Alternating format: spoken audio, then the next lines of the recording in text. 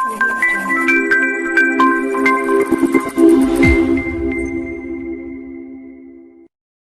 Guys, good morning. કેમ છો? મજામાં? વેલકમ ટુ અવર આવિષ્કાર academy and the world of maths. ચલો જઈએ ફરીથી આપણા સમતલના નવા ટોપિક ઉપર. છેલ્લે ગયા લેક્ચરમાં જ્યારે આપણે વાત કરી હતી ત્યારે આપણે જોયું હતું કે બે સમતલો વચ્ચેનો ખૂણો કેવી રીતે શોધવાનો, આપણે એના ઉપર અટકી ગયા હતા. છેલ્લે આપણે એવું કીધું હતું કે બે સમતલો એકબીજાને લંબ છે, એકબીજાને સમાંતર છે કે નહીં એ આપણે ચેક કરતા હતા. જો લંબ હોય, બે સમતલો એકબીજાને લંબ હોય તો બંનેની વચ્ચેનો ખૂણો કેવો આવે? 90.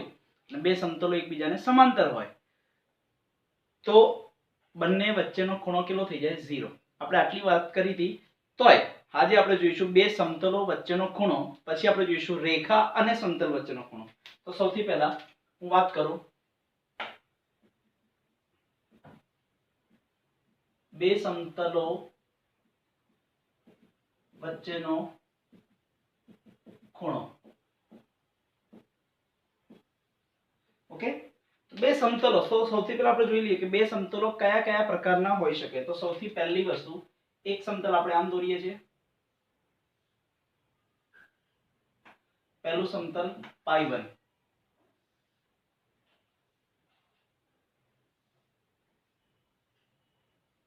ધીસ ઇઝ π2, અને ત્રીજું સમતલ છે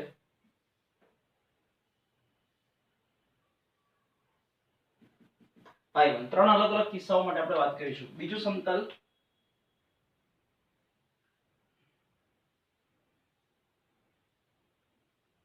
ધીસ ઇઝ π2.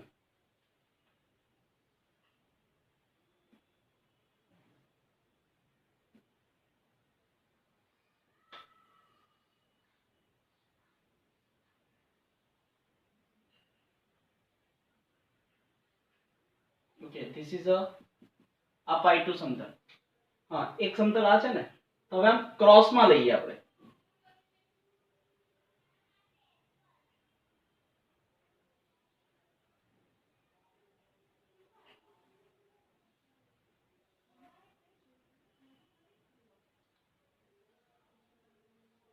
હા, એક આ સમતલ છે π2.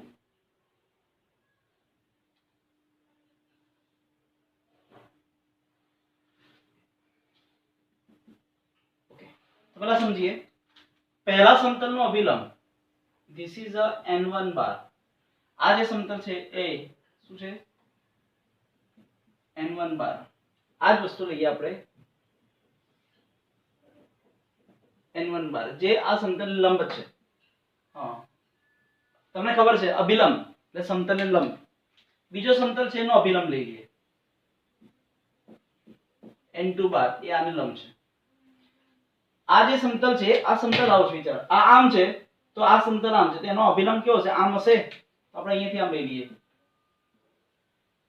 ધીસ ઇઝ n2 બાર. અને આ જે સમતલ છે આમ ક્રોસમાં છે. આ સમતલ આમ હોય તો આનો અભિલંબ કેવો થશે? આમ થશે.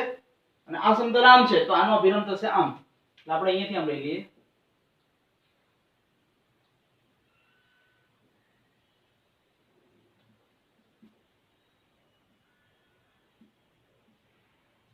this is a n2 બાર. બરાબર? તો આવા કેસમાં શું થશે? સિચ્યુએશન પહેલા વિચારો, શું કહેવા માંગે છે. અહીંયા બંને સમતલો કેવા છે? સમાંતર. આ સમતલો કેવા છે? પરસ્પર લંબ. અને પરસ્પર લંબ પણ નથી અને સમાંતર પણ નથી, એટલે આપણે એવું લખીએ છેદક. આપણે એવું વિચારી લઈએ. બરાબર? હવે શું? તો એના માટેની માહિતી લખીએ કે સપોઝ π1 સમાંતર π2, π1 લંબ π2, અને બે સમતલો ના અભિલંબ વચ્ચેનો જે ખૂણો છે, હું આને કહી દઉં આલ્ફા. એટલે કહી દઉં π1 લંબ π2, બંને વચ્ચેનો ખૂણો કેટલો છે? આલ્ફા. એટલે બે સમતલો વચ્ચેનો ખૂણો કેટલો છે? આલ્ફા. ઓકે, ચલો. હવે જો આ બંને સમાંતર હોય તો n1 બાર અને n2 બાર બંનેની દિશા કેવી હશે? સમાંતર. This is n1 bar cross n2 bar equal two શું થશે? 0 બાર. એનો મતલબ કે બંને વચ્ચેનો ખૂણો આલ્ફા કેટલો થઈ જશે? 0. ત્યારે બે આ સિચ્યુએશનમાં બંને સમતલો વચ્ચેનો ખૂણો થઈ જશે 0. અહીંયા બંને સમતલો કેવા છે? પરસ્પર લંબ છે. ઓકે, એટલે બંને બે સમતલો લંબ છે તો બંનેના જે અભિલંબ છે એ પણ એકબીજાને લંબ જ થાય, એટલે કે n1 બાર લંબ n2 બાર, તો બંનેનો ડોટ ગુણાકાર શું થશે? 0. તો સીધી વસ્તુ છે, બંને વચ્ચેનો ખૂણો આલ્ફા બરાબર શું થશે? π/2, એટલે કે 90 ડિગ્રી. ક્લિયર આ વસ્તુ? હજી આગળ જઈએ કે બે સમતલો વચ્ચેનો ખૂણો કેટલો છે? અહીંયા આલ્ફા છે. તો શું કરીશું?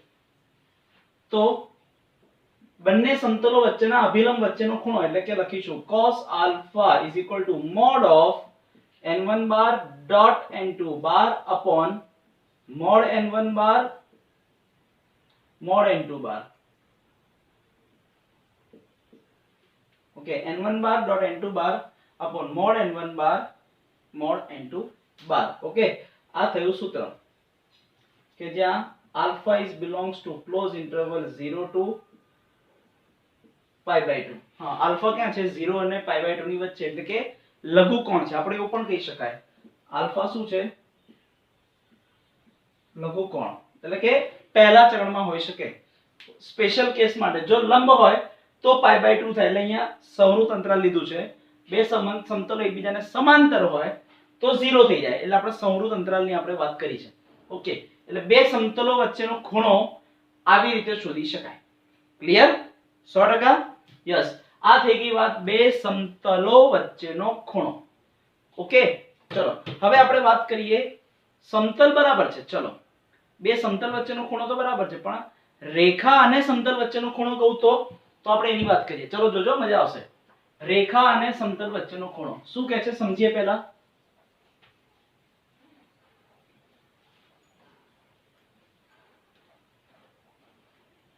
ચલો જો, રેખા અને સમતલ વચ્ચેનો ખૂણો. રેખા અને સમતલ વચ્ચેનો ખૂણો સમજી ગયા? તો ચલો, તો સૌથી પહેલા આપણે એક કામ કરીએ. દરેક સિચ્યુએશન માટે એક સમતલ તો હવે એક જ છે, બીજી રેખા છે, કેમ કે રેખા અને સમતલ વચ્ચેનો ખૂણો છે. તો સૌથી પહેલા એક સમતલ દોરી દઈએ. This is a π1.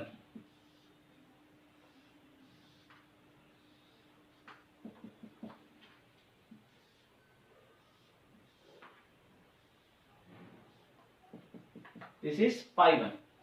હવે આ જે સમતલ છે એનો અભિલંબ કેવો હશે? આવો હશે, n1 બાર. આ સમતલનો અભિલંબ કેવો હશે? n1 બાર. અને આ સમતલનો અભિલંબ કેવો હશે? આમ. ચલો, ત્રણે માટે સેમ છે. હવે એ બીજી આપણે જે રેખા દોરીશું, રેખા સમતલને કેવી હશે? સમાંતર. ચલો આપણે અહીંયા લઈ લઈએ સમાંતર, પરસ્પર લંબ, અને આપણે અહીંયા લઈ લઈએ છેદક. તો જો આ સમતલ છે, સમજો, હું તમને કહું આ સમતલ છે, કોઈ બે રેખા છે જે આને સમાંતર છે, એટલે રેખા સમતલને છેદતી નથી. ઓકે, પણ આ સમતલનો જે અભિલંબ છે, સમજો, આ સમતલ આનો અભિલંબ કેવો છે? આમ હશે, એને લંબ, અને આ રેખા આને સમાંતર છે. ભલે રેખા સમતલને સમાંતર છે, પણ સમતલનો અભિલંબ અને રેખાની દિશા કેવી છે કે એકબીજાને લંબ. તો શું થશે? જો આ રેખા છે જે આને સમાંતર છે, હવે રેખાની દિશા શું છે? b બાર. શું લઈ લઈશું આપણે? b બાર. લંબ, સમતલ અને રેખા એકબીજાને કેવી છે? લંબ.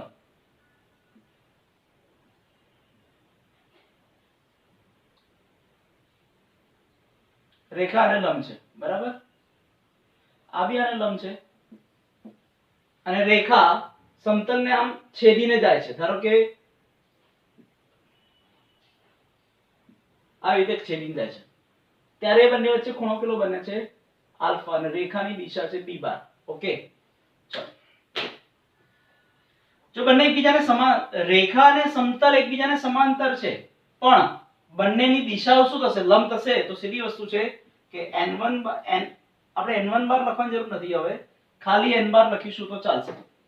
ઓકે, એક જ સમતલ છે એટલે વાંધો નહીં. એટલે n બાર એટલે સમતલનો અભિલંબની દિશા, લંબ b બાર, તો માટે b bar dot n bar is equal two 0. તો માટે અને આલ્ફા બરાબર શું છે 0. તમને લાગે છે ને અહીંયા ડોટ ગુણાકાર 0, હા ડોટ ગુણાકાર 0 આવે છે તો બી તમે આલ્ફા બરાબર 0 લીધું. હા, ખૂણો કોની વચ્ચેનો શોધવાનો છે? રેખા અને સમતલ વચ્ચેનો ખૂણો. હા, આ સમતલ છે, આ રેખા છે, બંને એકબીજાને સમાંતર છે.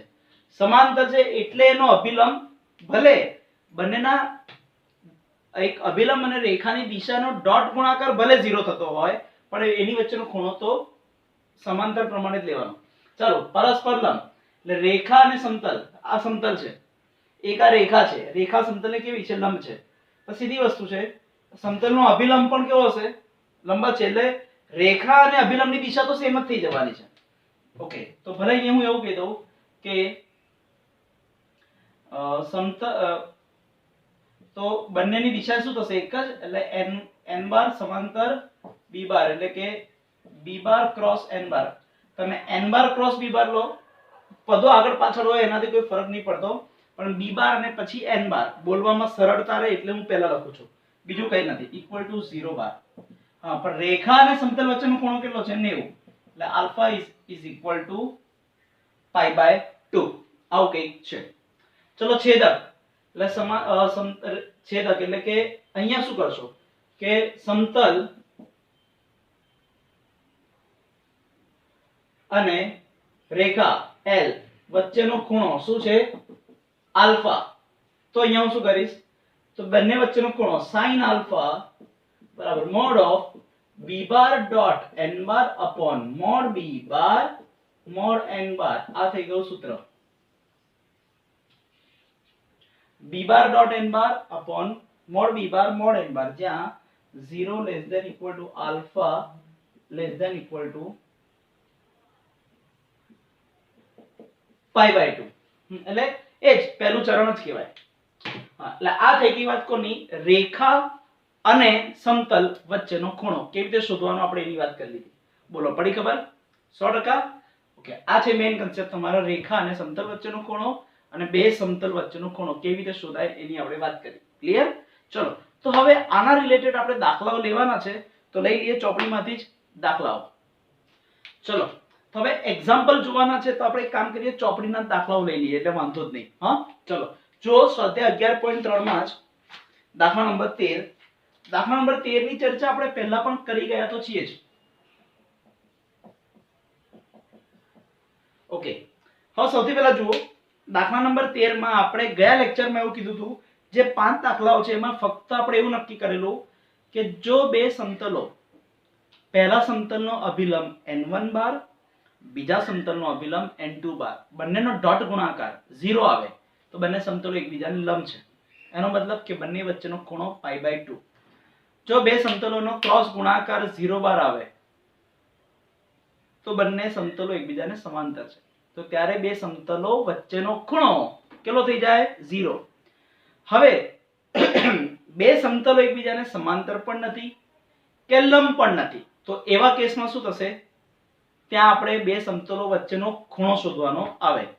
પણ ચલો, એવું કશું ખબર નથી, આપણે ડાયરેક્ટ શોધી નાખીએ. તો ચલો, જો પહેલો જ દાખલો, અહીં સમતલો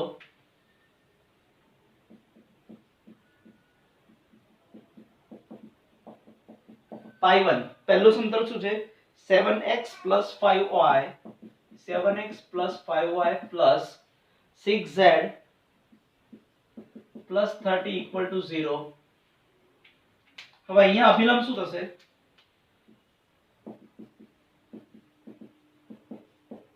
n1 બાર 7 5 6 x y z ના સહગુણક લેવાના છે, તમને ખબર જ છે. 7 5 6 આ છે પહેલા સમતલનો અભિલંબ.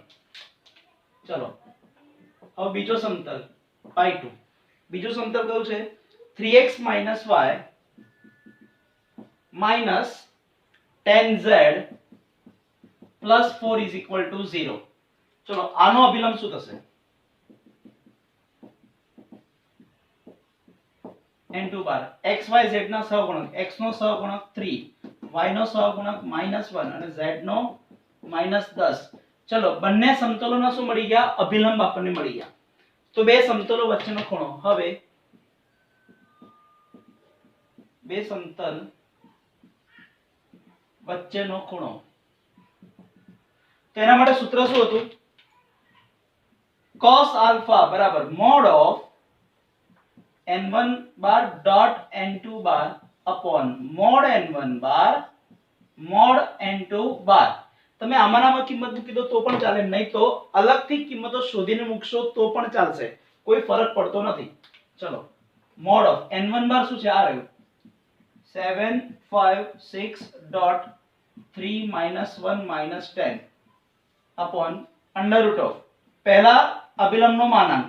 ચલો આના વર્ગોનો સરવાળો 49 + 25 + 36 ઇન્ટુ વર્ગમૂળમાં n2 બાર એટલે 9 વત્તા -1 નો વર્ગ એ -10 નો વર્ગ એટલે કે 100. ઓકે ચલો હવે આપણે આનું સાદુરૂપ આપી દઈએ ફટાફટ.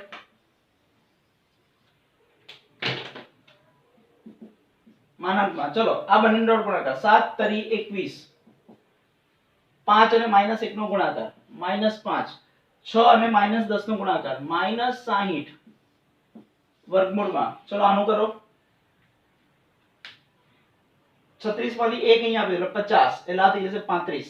ઓકે 35 ને 5 40, 50 60, 60 અને આ 50 110 એટલે વર્ગમૂળમાં 110. આ 9 અને 10 એટલે વર્ગમૂળમાં 110, વર્ગમૂળમાં 110, વર્ગમૂળમાં 110 એટલે આ થશે 110 જ. ચલો હવે અહીંયા 21 માંથી 5 ગયા એટલે કે 16, 16 એટલે 16 થયા અને 16 - 60, 16 માંથી 6 ગયા એટલે 54 અને 10 ગયા એટલે 44 એટલે -44. ઓકે હવે આનો આપણે કિંમત શોધી લઈએ. પતી ગઈ વસ્તુ. એટલે 44/110, 22 દુ 44, 55 દુ 11 દુ 11 પંચા. તો માટે cos alpha that is equal to 2/5. તો alpha is equal to cos inverse 2/5. આપણે તો ખૂણો શોધવાનો છે. સાંભળી લો, આપણે શું શોધવાનું છે? ખૂણો. ખૂણો એટલે કે આલ્ફા. હા કોઈ જાણીતી કિંમત હોય તો π/3, π/6 કે π/4 એવી કિંમત મૂકવાની. ના ખબર હોય તો cos વાળું પદ સામે લઈ જવાનું, ઇનવર્સ માં મૂકી દેવાનું, બસ બીજું કંઈ નથી કરવાનું. ક્લિયર આ વસ્તુ? ઓકે એટલે બે સમતલ ખબર હોય, બંને સમતલોના અભિલંબ લઈ લેવાના, અભિલંબની કિંમત અહીંયા મૂકી દેવાની, ડોટ ગુણાકાર અને માનાંક. બસ ફક્ત સાદુરૂપ છે, ખાલી આ એક નાનકડો સૂત્ર યાદ રાખવાનું છે એટલે ઓટોમેટિક તમને આવડી જાય. બોલો પડી ખબર કે ના પડી? યસ. હવે એના જેવા બીજા 4 દાખલા છે. મેં દાખલા નંબર 13 નો પહેલો ABCD છે ને બધા, એમાંથી A કરાયો, BCDE એ 4 દાખલા તમારી માટે બાકી રાખું છું. બસ ફક્ત અહીંયા સૂત્રમાં કિંમત મૂકો અને ગણી નાખો, કિંમત મૂકો અને ગણી નાખો, બીજું કશું જ નથી. હવે યસ તો ચલો જઈએ હવે એના પછીના નવા ટોપિક ઉપર. હવે એક વસ્તુ બીજી કે આ થઈ વાત કોની? બે સમતલો વચ્ચેનો ખૂણો. પછી એવું આવે કે રેખા અને સમતલ વચ્ચેનો ખૂણો. તો શું કરીશું? તો એનો પણ એક ખાતો દાખલો જોઈ લઈએ, તમને એ ટોપિક પણ ક્લિયર થઈ જ જાય. તો ચલો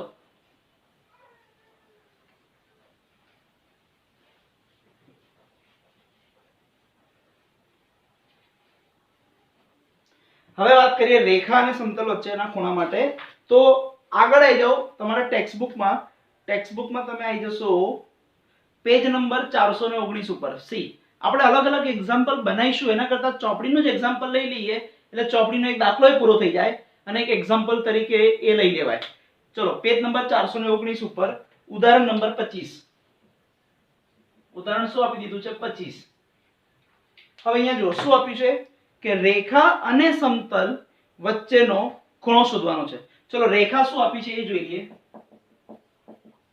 રેખા L શું આપી? જો અહીંયા કાર્ટેશિયન સમીકરણ આપ્યું છે x + 1/2 equal to y/3 equal to z - 3/6. હવે રેખાની દિશા બધા લોકો ઉતાવળ કરે એના પહેલા એકવાર ચેક કરી લેવાનું. રેખાનું કાર્ટેશિય સમીકરણ જે હતું કયું હતું? x - x1 upon a equal to y - y1 upon b equal to z - z1 upon c. આવું કંઈક હતું. તો અહીંયા જોઈ લેવાનું કે x નો કોઈ સહગુણક x y z એના કોઈ સહગુણક તો નથી ને? નથી. હોય તો પછી ભાગવા પડે. જો ભાગીએ તો પછી અહીંયા દિશાના ઘટકો બદલાઈ જાય. અહીંયા કશું છે નહીં એટલે વાંધો નથી. ચલો તો લખી દો અહીંયા દિશા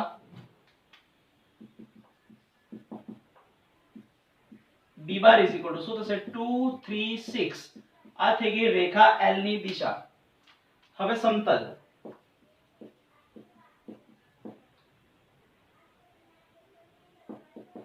પાઈ. સમતલ પાઈ શું આપી દીધું છે? 10x 2y 10x 2y minus 11z બરાબર 3. હવે આપણે આનો અભિલંબ લઈ લઈએ. n બાર શું આપ્યું છે? x y અને z ના સહગુણક 10 2 અને -11. આ શું છે? સમતલનો અભિલંબ. જો રેખાની દિશા ખબર છે, સમતલની દિશા ખબર છે. સમતલની દિશા એટલે અભિલંબની દિશા. ફરી બોલું છું, અભિલંબની દિશા કો કે સમતલની દિશા કો, બંને એક જ. ચલો તો લખી દો. તો હવે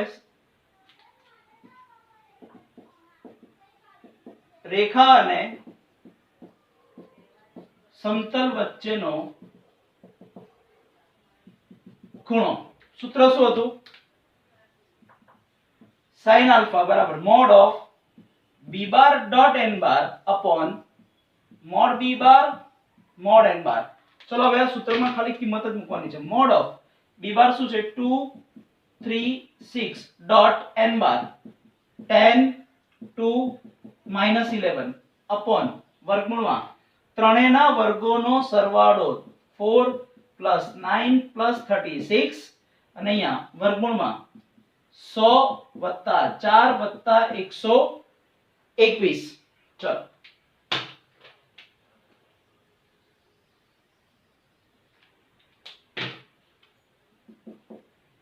ચલો બંનેનો ગુણાકાર કરો. 2 × 10 10 દુ 20 3 દુ 6 6 અને -11 એટલે -66 વર્ગમૂળમાં ચલો 36 ને 4 40 ને 9 49 ઇન્ટુ વર્ગમૂળમાં 121 ને 4 125 125 ને 100 225 49 નું વર્ગમૂળ 7 અને આ થશે 15. ચલો 6 - 66 એટલે -60 20 - 60 એટલે -40 પણ માનાંક છે. ઓકે, તમને ખબર જ છે ખૂણો બંને વચ્ચેના ખૂણાઓ આપણે પહેલા ચરણમાં છે એટલે એમ બી માનાંક આવી જવાનો છે એટલે 40/7 અને આ થશે 15. શું કરીશું?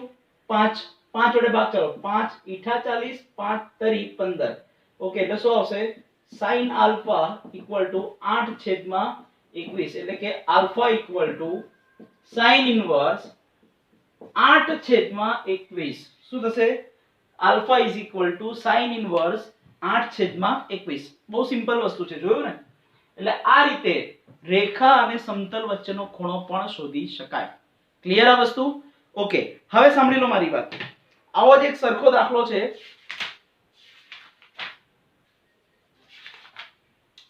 જો હવે દાખલા નંબર 12. તમે દાખલા નંબર 12 જુઓ. પહેલા આવી જાઓ દાખલા નંબર 12 ઉપર.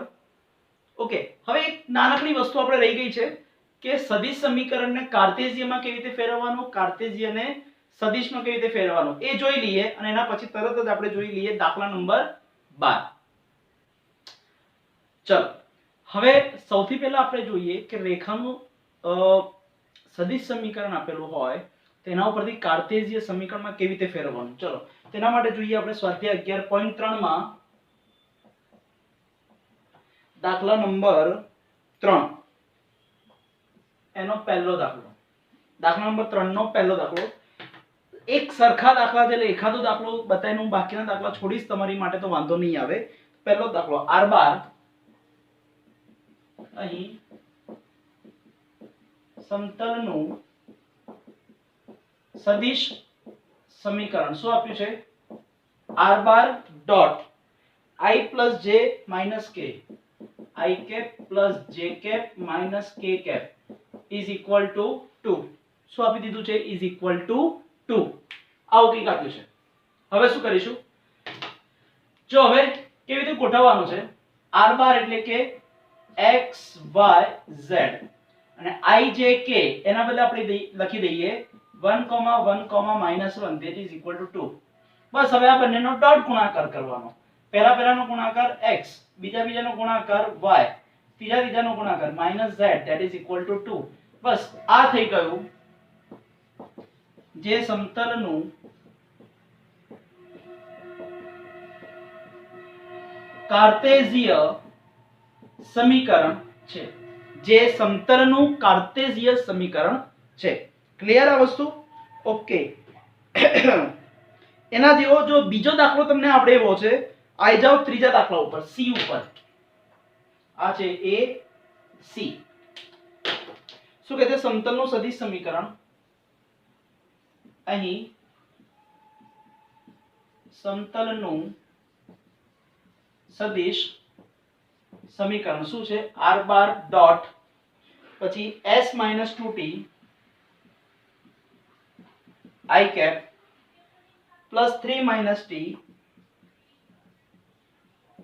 j cap plus 2s plus t plus 2s plus t k cap okay is equal to 15 equal to શું છે અહીંયા 15 આવું કંઈક આપેલું છે ચલો હવે આપણે આને r બાર ના બદલે મૂકી દઈએ x, y, z dot i j k ના ફક્ત સહગુણક લખીશું s - 2t 3 - t 2s plus t that is equal to 15 ચલો પહેલાનો ગુણાકાર x અને આનો ગુણાકાર s - 2t x બીજાનો ગુણાકાર પ્લસ 3 - t y પ્લસ છેલ્લાનો ગુણાકાર 2s plus t z equal to 15 જોયું દાખલામાં કશું જ નવું નથી કશું નવી વસ્તુ નથી કરવાની પણ મેઈન વસ્તુ શું છે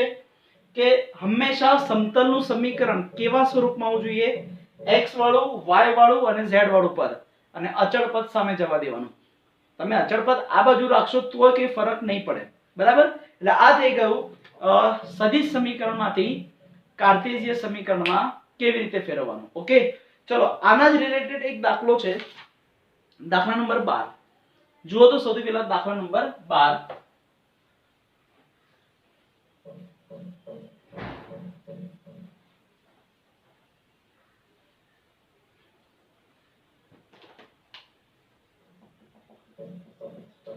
દાખલા નંબર 12 માં શું કહે છે સમતલના સદિશ સમીકરણ આપી દીધા છે તો તેમની વચ્ચેનો ખૂણો શોધવાનો છે હા તો તેમની વચ્ચેનો ખૂણો શોધવાનો છે જો બે સમતલો વચ્ચેનો ખૂણો શોધવા માટે આપણને બે વસ્તુ જોઈએ કઈ બંને પહેલા સમતલનો અભિલંબ અને બીજા સમતલનો અભિલંબ એટલે બંનેના અભિલંબ જ જોઈએ ને બસ તો હવે આપણે શું કરીશું બંનેના પહેલા સમતલ લખી દઈએ કે અહીં સમતલો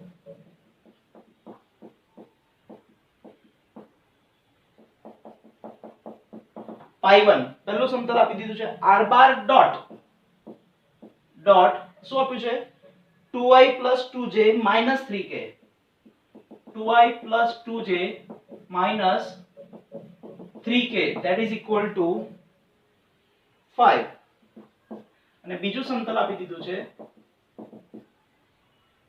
r bar dot 3 minus 3 5 3i minus 3j plus 5k that is equal to 3 આવું કઈ છે હવે તમને યાદ કરો સમતલનું સમીકરણ શું હતું r bar dot n bar is equal to d આવું હતું ને તો આ જે n બાર છે આ જે n બાર આપી દીધું છે ને r બાર ડોટ ની r બાર ની જોડે ડોટ ગુણાકારથી જે સદિશ જોડાયેલો છે એ સદિશ બેઝિકલી શું થઈ ગયો અભિલંબ જ થઈ ગયો તો ચલો જોજો મજા આવશે તો આ જે છે ને એ અભિલંબ થયો તો લખવાનું માટે અભિલંબ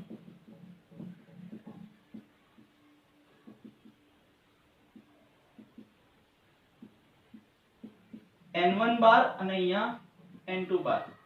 આ છે એ જ 2i plus 2j minus 3k એટલે આ થશે 2, 2, માઇનસ 3 અને આ છે 3i minus 3j plus 5k. This is equal two 3, minus 3, 5. આ થઈ જશે બંને સદિશો n1 બાર અને n2 બાર બંને અભિલંબ. ઓકે, હવે શું કરીશું ધ્યાન રાખજો. હવે એક કામ કરીએ, બંનેના અભિલંબ ખબર છે બસ તો સૂત્ર કિંમત મૂકી દો કે હવે બે સમતલો વચ્ચેનો ખૂણો cos alpha equal to mode of n1 bar n2 bar upon mode of n1 bar mode of n2 બાર. બસ અહીંયા સૂત્રમાં કિંમત મૂકશો એટલે ઓટોમેટિકલી તમને બે સમતલો વચ્ચેનો જે ખૂણો શોધવાનો છે ને એ મળી જશે. બોલો, પડી ખબર કે ના પડી? 100% ફાવે ને? યસ, બસ આ લોજિક અગત્યનું છે. ક્લિયર? યસ. તો ચલો જઈએ હવે એના પછીના નવા કન્સેપ્ટ ઉપર. ચલો હવે આપણે સ્ટાર્ટ કરીએ છીએ નવા પ્રકારના દાખલા જેમાં રેખા અને સમતલ બંનેના કન્સેપ્ટનો ઉપયોગ થાય છે.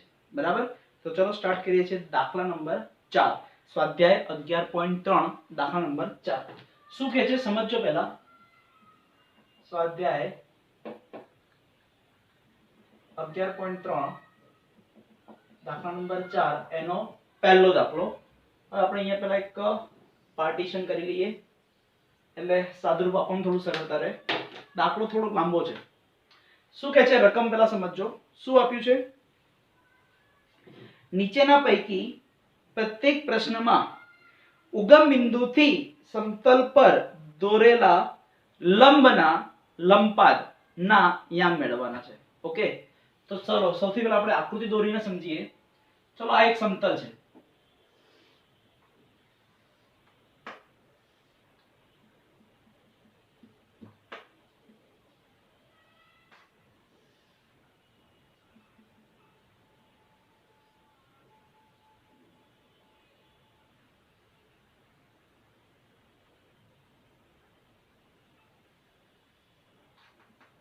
ચલો આ એક સમતલ છે. ઉગમ બિંદુ અહીંયા છે O 0 0 0. ઉગમ બિંદુમાંથી સમતલ ઉપર એક લંબ દોરું છું અને એનો લંબપાદ એટલે આ બિંદુ છે M. એટલે ઉગમ બિંદુમાંથી સમતલ ઉપર દોરેલા લંબ નો લંબપાદ શું છે? M. વિચારો આ એક સમતલ છે. આ એનો અહીંયા ક્યાંક ઉગમ બિંદુ છે. અહીંયા ઉગમ બિંદુમાંથી રેખા ઉપર લંબ લઈ લો તો એ સમતલને ક્યાં છેદે છે? જે બિંદુમાં છેદે ને એ બિંદુ છે M. ક્લિયર? ઓકે, ઉગમ બિંદુમાંથી સમતલ પર દોરેલા લંબનો લંબપાદ મેળવવાનો છે.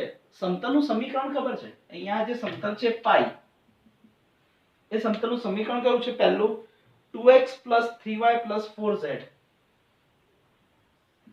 2x 3y 4z minus 12 = 0. આ સમતલનું સમીકરણ છે. ઓકે, તો ચલો સૌથી પહેલા જેટલી માહિતી આપી છે એ પહેલા લઈ લઈએ. સમજો કે અહીં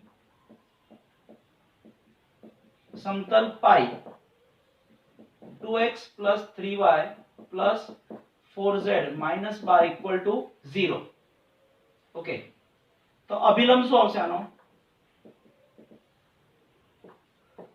n bar equal to 2, 3, 4. Okay, આ સમતલનો જે અભિલંબ છે એ શું છે? 2, 3, 4. સમતલના અભિલંબની દિશા થઈ 2, 3, 4. હવે શું કરીશું સમજો.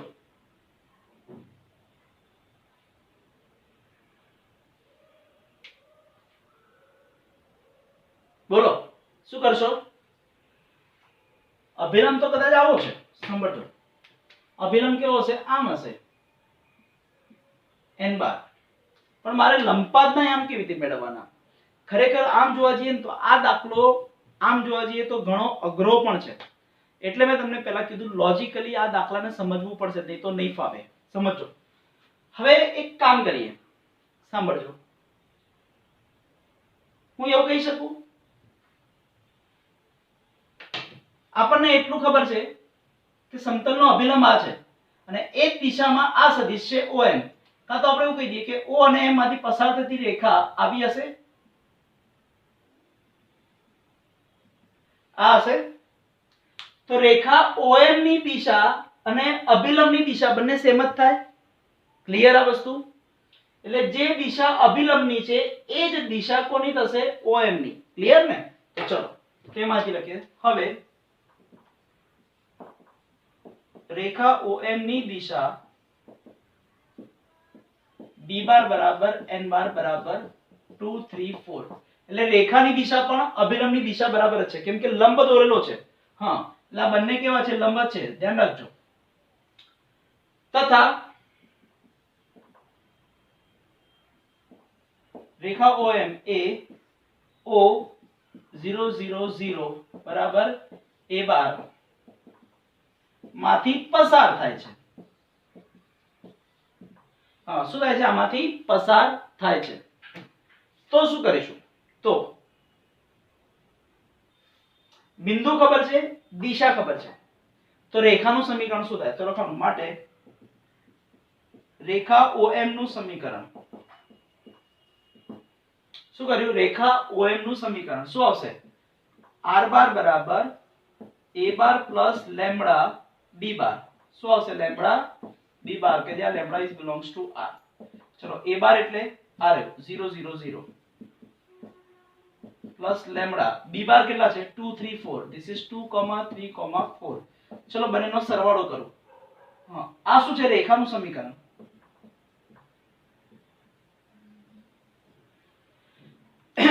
હા, તમે એક વસ્તુ વિચારો. લોજિક એવું છે, રેખા પર કોઈ બિંદુ આવેલું હોય તો આ બિંદુ એ રેખાના સમીકરણનું શું કરે? પાલન કરે. રેખાના સમીકરણનું શું કરશે? પાલન કરે ને. ઓકે, તો આ રેખા ઉપર ઉગમ બિંદુ સિવાયનું બીજું કયું બિંદુ છે? M. તો M ના યામ કેવી રીતે થશે? ઓકે, તો જો, તો M શું છે? રેખા પર આવેલું છે એટલે M ના યામ રેખા OM ના સમીકરણનું સમાધાન કરે. તો શું કરીશું? રેખા OM નું સમીકરણ છે તથા તેના પર કોઈ બિંદુ M છે. તો માટે બિંદુ M ના હવે રેખાના સમીકરણ ઉપરથી એ જ રેખા પર આવેલા કોઈ બિંદુના યામ મેળવવા હોય તો શું કરવાનું? બરાબર, તો સમજો. હવે એકચ્યુઅલી આ NCERT વાળા કન્સેપ્ટ બધો બગાડી નાખેલો છે. ખરેખર લોજિક પ્રમાણે સ્ટેપ વાઇઝ બધા દાખલા મસ્ત આવવા જોઈએ, પણ આ લોકો બધું આડી વસ્તુ કરાવે છે. બરાબર છે? એટલે આ લોકોએ પાછો રેખા પરના કોઈ પણ બિંદુના યામ કેવી રીતે શોધવાના એ કન્સેપ્ટ પાછો કાઢી નાખ્યો છે. કાઢી નાખ્યો છે એટલે કેવું કે એ કન્સેપ્ટને બહુ મહત્વ આપ્યું નથી, પણ એનો ઉપયોગ બહુ આવશે. હા, શું કરવાનું? રેખાનું સમીકરણ છે તો રેખાના સમીકરણ ઉપરથી એ રેખા પરના કોઈ બિંદુના યામ કેવી રીતે લેવાના? તો કશું નહીં, આ શું થશે? આ બંનેનો સરવાળો કરો. શું થશે? લેમ્બડા અંદર ગુણી નાખો તો શું થશે? 2 લેમ્બડા 3 લેમ્બડા 4 લેમ્બડા અને આ 0 0 0 બંનેનો સરવાળો કરો. 0 પ્લસ 2 લેમ્બડા એટલે આ શું થશે? 2 lambda. 0 plus 3 lambda, this is 3 lambda. 0 plus 4 lambda, this is 4 lambda છે. એટલે શું થયું? x y z. હા, r બાર એટલે શું? x, y, z બરાબર આનું જ સાદુરૂપ પડ્યું ને. એટલે x યામ, y યામ અને z યામ કોના છે? બિંદુ M ના. એટલે બિંદુ M ના યામ આપણને આવી રીતે મળી ગયા. ક્લિયર? ઓકે, હવે પાછું આ બિંદુ ક્યાં છે? સમતલ પર આવેલું છે. બિંદુ M ક્યાં છે? રેખા ઉપર પણ છે અને સમતલ ઉપર પણ છે. જો બિંદુ M એ સમતલ ઉપર હોય તો સમતલના સમીકરણનું પાલન કરે. યસ. તથા બિંદુ M એ સમતલ પર હોવાથી એ સમતલ ઉપર છે એટલે સમતલના સમીકરણનું પાલન કરે. સમીકરણનું પાલન કરે એનો મતલબ શું? કે બિંદુ M ના યામ આપણે સમતલના સમીકરણમાં મૂકી દેવાના. એટલે બિંદુ M નો જે x યામ છે, x બરાબર આ મૂકી દેવાનું, y બરાબર આ અને z બરાબર આ મૂકી દેવાનું. એટલે પાલન થઈ ગયું. તો ચલો 2x 3y 4z -12 બરાબર 0. x એટલે 2 લેમ્બડા 3 લેમ્બડા 4 લેમ્બડા. ચલો સાદુરૂપ આપો. 2 દુ 4 એટલે 4 લેમ્બડા 3 તરી 9 લેમ્બડા ચોખ્ખું ચોખ્ખું 16 લેમ્બડા -12 હું સામે આપી દઉં એટલે +12. ચલો આ કેટલા થશે? 16 ને 9 25, 25 ને 4 29, 29 lambda this is equal two 12. તો લેમ્ડા બરાબર શું આવશે? 12/29. આવું કંઈક મળ્યું. હવે આ લેમ્ડાની કિંમત ક્યાં મૂકી દેવાની? અહીંયા મૂકી દેવાની. તો લખવાનું માટે બિંદુ M ના યામ શું હતું? 2 લેમ્ડા, 3 લેમ્ડા, 4 લેમ્ડા. શું આવશે? 2 કૌંસમાં 12/29, 3 કૌંસમાં 12/29, 4 કૌંસમાં 12/29. શું થશે? 12 દુ 24, 24/29, 12 તરી 36/29, 12 ચોક 48/29. અને આ થઈ ગયા બિંદુ M ના યામ. એકવાર ચેક કરી લો 11.3 નો દાખલા નંબર 4 નો પહેલો. હા 24, 36 ને 48/29. ક્લિયર? એટલે આ રીતે આપણને બિંદુ M ના યામ મળે. એટલે લંબના લંબપાદ ના યામ. ફરી એકવાર દાખલો સમજાવું છું. લોજિક શું છે પહેલા સમજો.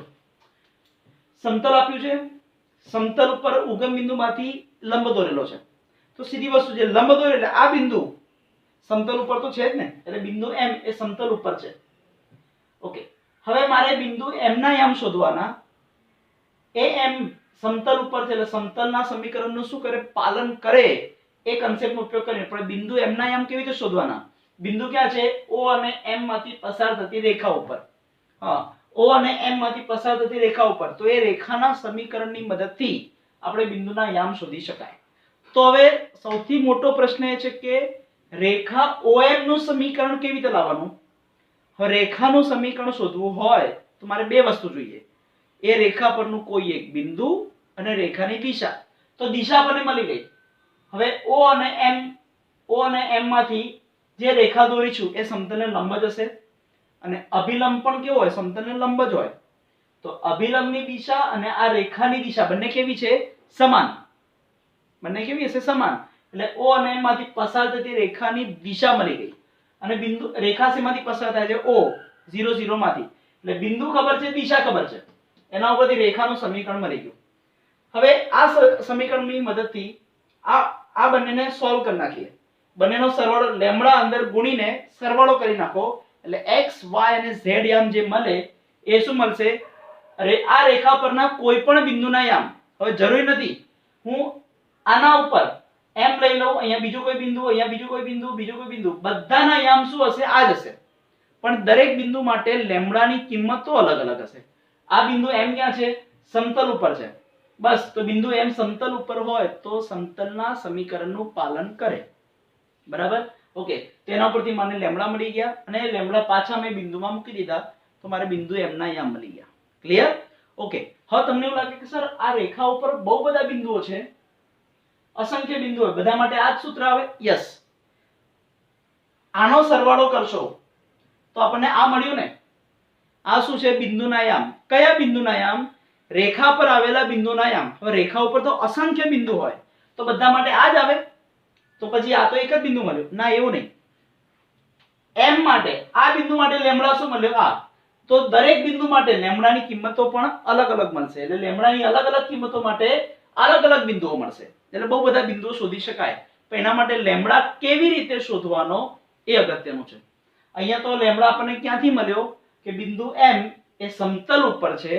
એટલે M એ સમતલના સમીકરણનું શું કરે છે? પાલન કરે છે. એના ઉપરથી મને લેમ્ડા મળ્યો. ક્લિયર? એટલે શું કરવાનું? અભિલંબની દિશા એ જ રેખાની દિશા અને બિંદુઓમાંથી પસાર થાય છે. એટલે સૌથી પહેલા રેખા OM, O અને M માંથી પસાર થતી રેખાનું સમીકરણ શોધવાનું. એ રેખાના સમીકરણનો ઉપયોગ કરીને રેખા પરના કોઈ પણ બિંદુ, એટલે હું શબ્દ બોલું છું, રેખા પરના કોઈ પણ બિંદુ M ના યામ મળી ગયા. હવે એ બિંદુ ક્યાં છે? સમતલ ઉપર છે. તો સમતલના સમીકરણનું સમાધાન કરે.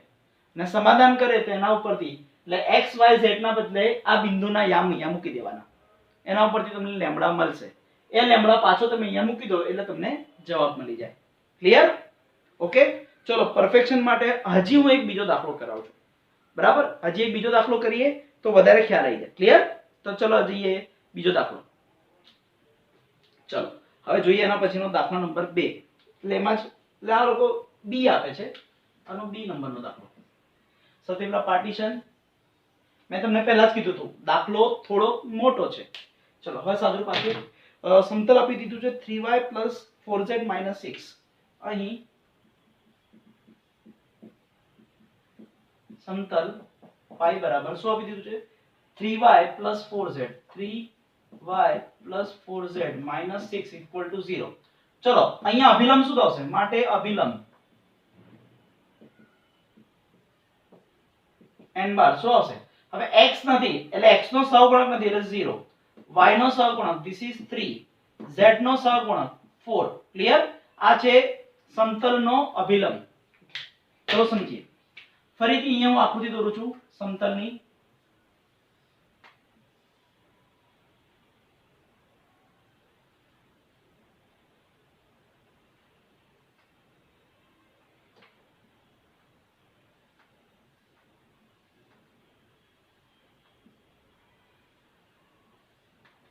चलो आ समतल છે. સમતલ ઉગમ બિંદુ O 0 0 માંથી સમતલ ઉપર શું દોર્યો? એક લંબ દોર્યો છે અને એ બિંદુ M છે. સમતલનું સમીકરણ શું આપી દીધું છે? this is 3y 4z 6 0.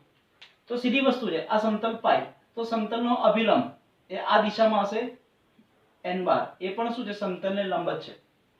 Okay, તો હવે શું કરીશું?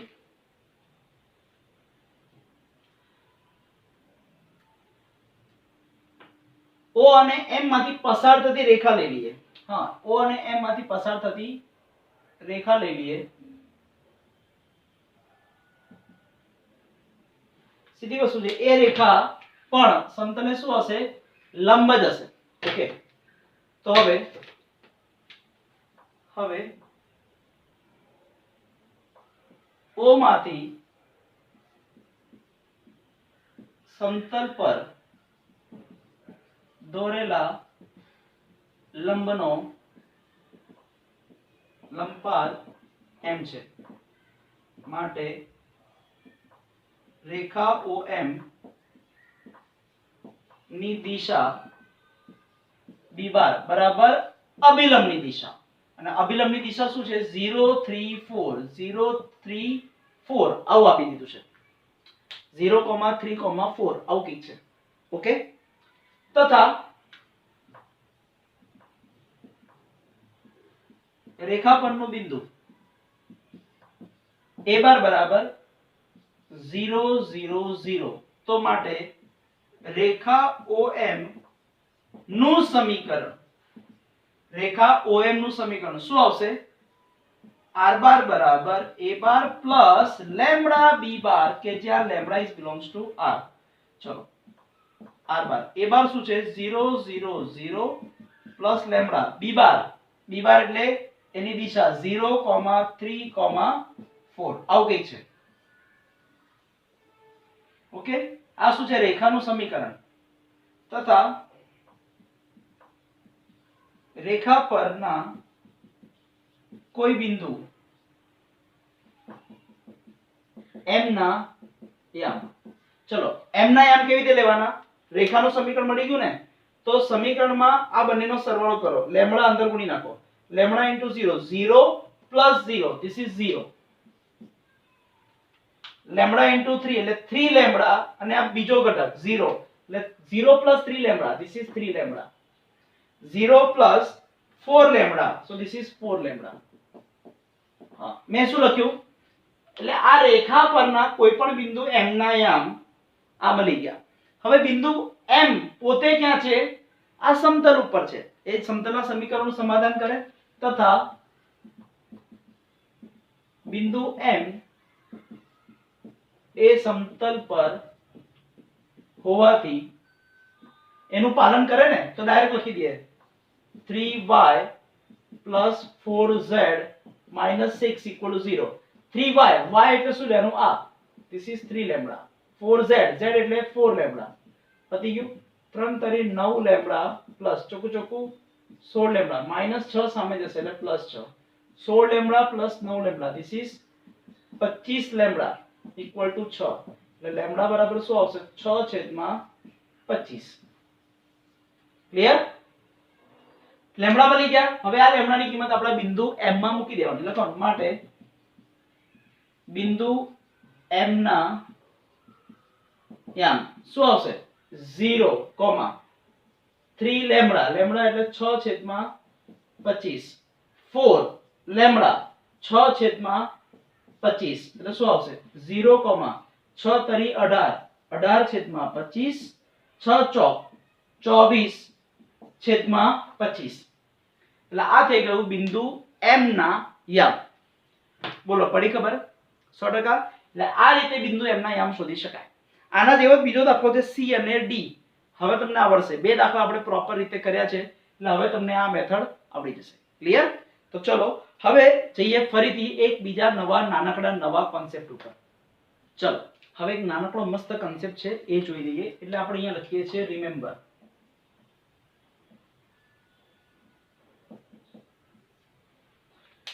તમને સમતલનું સદિશ સમીકરણ ખબર છે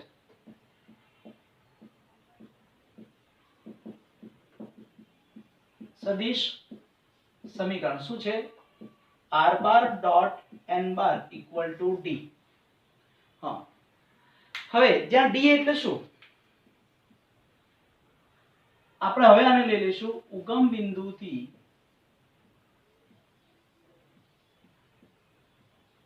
સમતલનું લંબ અંતર ઉગમ બિંદુથી સમતલનું અંતર d એટલે શું ઉગમ બિંદુથી સમતલનું અંતર તથા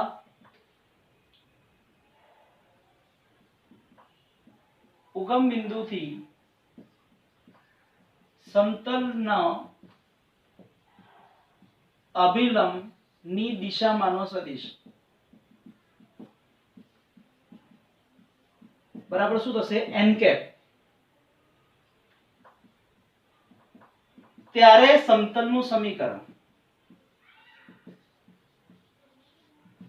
શું આવશે આવા કેસમાં સમતલનું સમીકરણ r bar dot n cap is equal to d જ્યારે તમને એવું આપી દીધું હોય કે ઉગમ બિંદુથી સમતલનું અંતર ફરી ઉગમ બિંદુથી સમતલનું અંતર આપી દીધું છે એટલે ઉગમ બિંદુથી સમતલ વચ્ચેના અંતરને આપણે લઈ લઈશું d અને ઉગમ બિંદુથી સમતલના અભિલંબની દિશામાંનો સદિશ એટલે n cap is equal to એટલે એ છે n કેપ તો ત્યારે સમતલનું સમીકરણ તેના માટેનું સૂત્ર છે આ એટલે આના ઉપરથી આપણે આવું પણ લખી શકાય r bar dot n cap છે એના બદલે લખીએ n bar upon mod n bar is equal to d અને આ કિંમત સામે ગુણી નાખવાની એટલે શું થશે r bar dot n bar is equal to d into mode n bar okay અને પછી આગળ સાદુરૂપ આપીને સમતલનું સમીકરણ શોધી લેવાનું બરાબર એટલે આ સૂત્ર યાદ રાખજો આ સૂત્ર ક્યારે વાપરવાનું જ્યારે તમને એવું કીધું હોય સમતલનું ઉગમ બિંદુથી અંતર આપી દીધું છે એ d તરીકે લઈ લેવાનું ક્લિયર અને બીજું કે ઉગમ બિંદુથી સમતલના અભિલંબની દિશામાંનો સદિશ આપી દીધો છે એટલે n કેપ એનો ઉપયોગ કરવાનો ક્લિયર યસ તો ચલો આના આધારિત આપણે જોઈ લઈએ થોડાક દાખલાઓ ચલો સમજો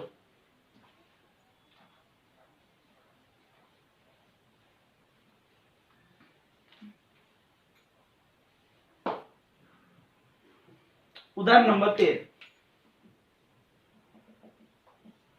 શું આપ્યું છે ઉદાહરણ નંબર 13 જેનો ઉગમ બિંદુથી જો પેજ નંબર 407 ઉદાહરણ નંબર 13 જેનો ઉગમ બિંદુથી અંતર આપી દીધું છે 6/√29 સારું અહીં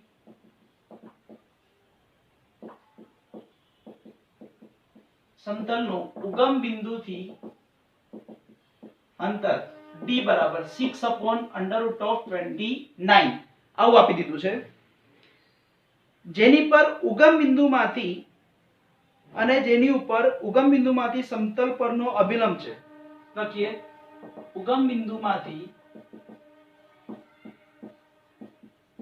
સમતલ પરનો અભિલંબ તથા n બાર કેટલો આપી દીધું છે 2y - 3j 2y - 3j plus 4k this is equal to 2, -3, 4 આવું આપી દીધું છે તો આનો મોડ n બાર પણ શોધી લઈએ. વર્ગમૂળમાં 4 + 9 + 16 એટલે શું આવશે? 16 ને 6 4 4 + 9 + 16. ઓકે, 16 ને 9 25 25 ને એટલે √29 આવું થશે. માટે સમતલનું સમીકરણ હમણાં જ કીધું હતું ને આપણે, r bar dot n cap is equal to d. ચલો, r bar dot n cap એટલે n bar upon mod n bar equal to d. r bar this is a x y z dot n bar આપી દીધા છે 2 -3 4 છેદમાં mode n બાર એટલે √29 equal to d કેટલા છે? 6 upon √29. √29 ગયા. આ બંનેનો સાદુરૂપ આપો શું થશે? 2x - 3y + 4z equal to 6 આવી ગયું. અને આ થઈ ગયું સમતલનું સમીકરણ. બસ આટલી જ વસ્તુ કરવાની છે.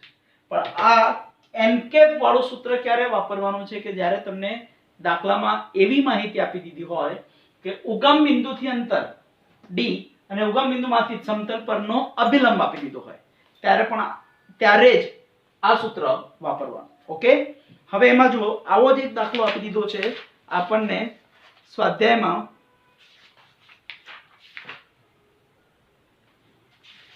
હા, સ્વાધ્યાય 11.3 એમાં દાખલો આપી દીધો છે 2. સ્વાધ્યાય 11.3 એનો દાખલા નંબર 2. 11.3 નો દાખલા નંબર 2 આપી દીધો છે. એ પણ આ જ મેથડનો છે, કશું જ નવું નથી અંદર. હવે તમારે જોવાનું છે ને, જો અંદર રકમ વાંચો. ઉગમ બિંદુથી 7 એકમ અંતરે એટલે ઉગમ બિંદુથી અંતર એટલે d બરાબર 7 આપી દીધું છે, જેનો અભિલંબ સદિશ n બાર આપી દીધો છે. તેવા સમતલનું સદિશ સમીકરણ n બાર આપ્યો છે ને, એના ઉપરથી મોડ n બાર શોધી લેવાનો એટલે આપણને n કેપ મળી ગયું. બસ પછી આ સૂત્રમાં કિંમત મૂકી દેવાની એટલે દાખલો પૂરો. ક્લિયર? 100%? યસ. પડી ખબર દાખલામાં? આવડે ને?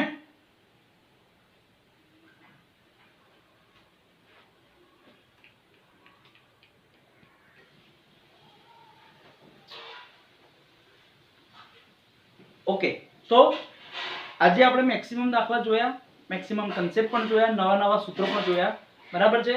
હજી બીજો એક નાનકડો કન્સેપ્ટ એવો છે કે બે સમતલો નો છેદકોણ. જેમ બે રેખાઓ એકબીજાને છેદે, જો બે રેખાઓ એકબીજાને છેદે તો એનું છેદ બિંદુ હોય. એવી રીતે જો બે સમતલો એકબીજાને છેદે તો બંનેનો છેદકોણ શું હોય? એક રેખા હોય. અને પછી આપણે જોઈશું એ રેખાનું સમીકરણ, અને પછી જોઈશું એ રેખા માંથી જે બીજું કોઈ સમતલ પસાર થાય છે એ સમતલનું સમીકરણ. એટલે આપણે બે વસ્તુ આવી રીતે જોઈશું, પણ બધી જ વસ્તુ જોઈશું હવે આવતા લેક્ચરમાં. અત્યારે ટાઈમ થઈ ગયો છે એટલે આપણો આ લેક્ચર અહીંયા પૂરો કરીએ છીએ. આઈ હોપ આ બધી વસ્તુ તમને પરફેક્ટલી ખબર પડી ગઈ છે. આ બધી જ વસ્તુ તમે વ્યવસ્થિત તમારા ફેરબુકમાં લખશો, સમજીને તૈયાર કરશો તો જ ફાવશે. ચેપ્ટર સાવ ઈઝી છે, એકદમ સહેલું ચેપ્ટર છે. તમે વ્યવસ્થિત તૈયારી કરશો તમને એવું લાગશે કે સર આપણા આખા ટેક્સ્ટબુકમાં આ બે ચેપ્ટરો ઘણા સહેલા છે.